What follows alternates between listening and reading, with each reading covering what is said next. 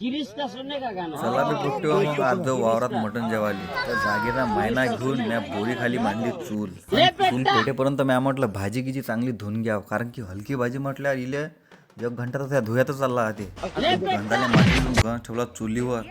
म्या म्हटलं हे जोपर्यंत भाजी शिजत नाही तोपर्यंत आपण रोडग्याची कणिक भिजून घेऊ. आणि हे फक्त गावातले लेकरं करू शकतात म्हटलं, शहरावालेले हॉटेलशिवाय पर्याय नाही आहे. गावातलं पोट्ट कसं कायच्या ते घाला मागच नाही. आणि त्यात चालू आहे आता थंडीचे दिवस. थंडीच्या दिवसात एवढं बढिया वाटते हे असं वावरातलं जेवण एकच नंबर.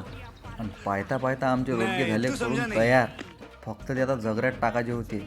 आणि जगरं पेटेपर्यंत म्या म्हटलं भाजी पाव जरा शिजली नाही तर म्या म्हटलं आता आपण रोडगे टाकून घेऊ. तर रोडगे जगरी जवळपास आपलं पेटल्यासारखंच होतं.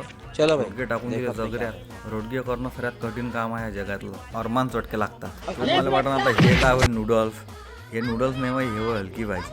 आणि हलकी भाजी लय चव आणते बरं भाजीले. कधी भाजी हलकी भाजी हे असलीच पाहिजे. पायता पायता आमचे रोडगे तयार झाले तर इकडे टाकली भाऊन भाजी. इथं कारागिराची अजिबात कमतरता नाही आहे. भाजी कराठी अलग कारागीर आणि रोडगे कराठी अलग कारागीर. आणि कार्यक्रम एकदम टापता होत असते, कारण नियोजनच तसं असते आपलं.